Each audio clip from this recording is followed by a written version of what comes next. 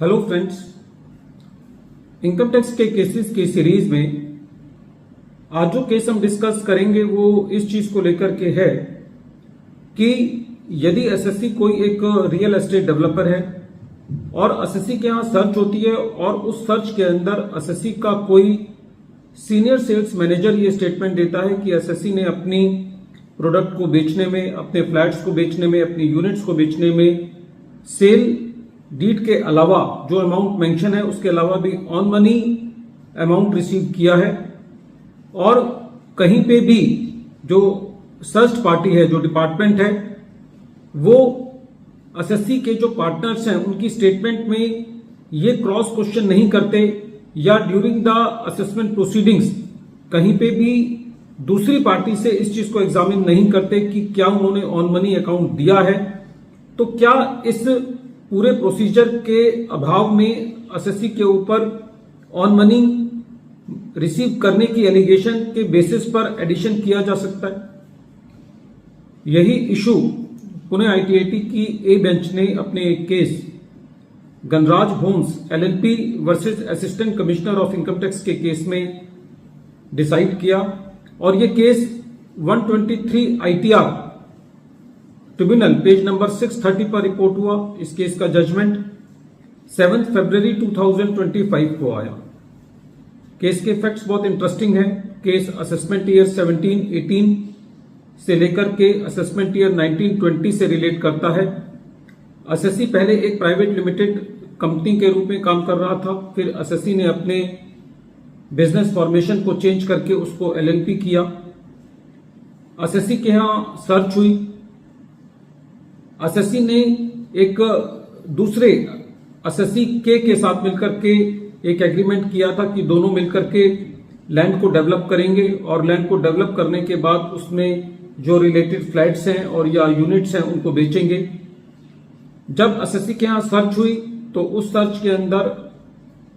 जो पार्टनर थे उनकी भी स्टेटमेंट ली गई और एसएससी के एक सीनियर सेल्स मैनेजर की स्टेटमेंट ली गई, जिसने ये अपनी स्टेटमेंट के अंदर ये बयान दिया कि जो एसएससी है उसने जो अपने फ्लैट्स बेचे हैं उन फ्लैट्स को बेचने में एसएससी ने सेल कंसीडरेशन के अलावा भी कैश के अंदर और पेमेंट्स ली हैं। इसको इंक्रिमिनेटिंग मटेरियल मानते हुए और जो सीज्ड डॉक्यूमेंट्स था, डायरी वगैरह थी, उनके बेसिस पर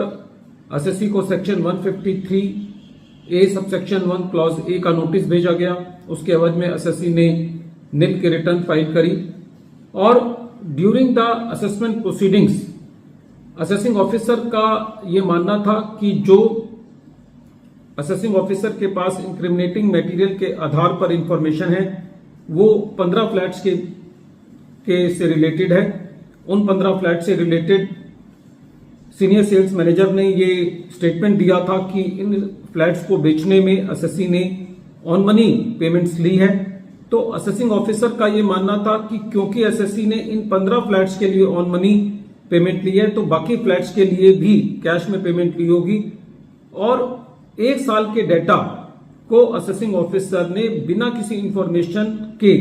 ये माना कि जब एसएससी ने एक साल के अंदर जो फ्लैट बेचे हैं उसके लिए ऑन मनी पेमेंट ली है तो बाकी सालों में भी असेसिंग ऑफिसर ने ये माना कि एसएससी ने ये ऑन मनी पेमेंट ली होगी। इस तरीके से असेसिंग ऑफिसर ने जो सेल कंसीडरेशन थी उसका 20% ऑन मनी ट्रांजैक्शन को मानते हुए जो उसका पार्टनर के था और एसएससी का जो शेयर था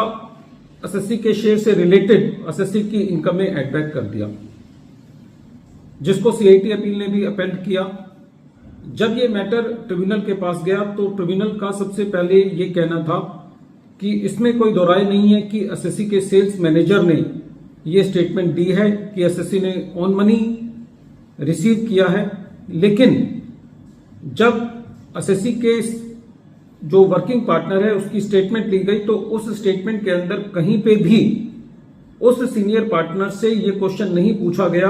कि जो सेल्स मैनेजर ने स्टेटमेंट दी है कि आप लोगों ने ऑन मनी पैसा लिया है वो सही है या नहीं है। दूसरा, ट्रिब्यूनल का ये कहना था कि सर्च के दौरान या पोस्ट सर्च के दौरान या असेसमेंट के दौरान कहीं पे भी जो परचेजर थे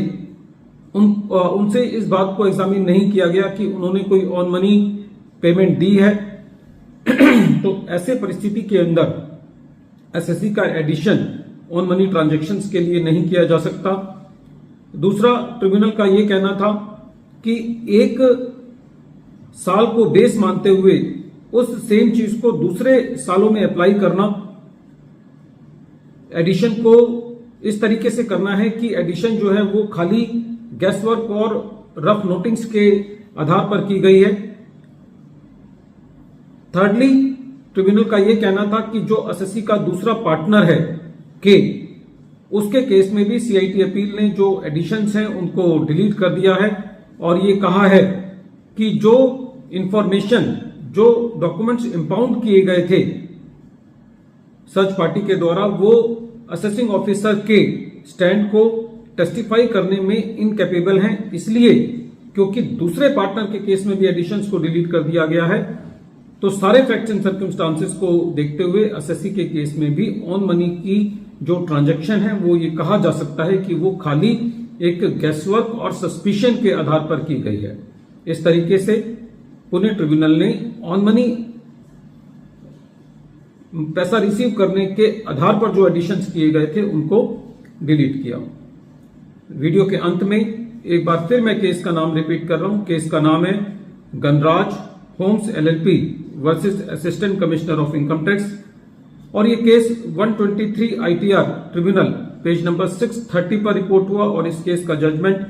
7 फरवरी 2025 को आया।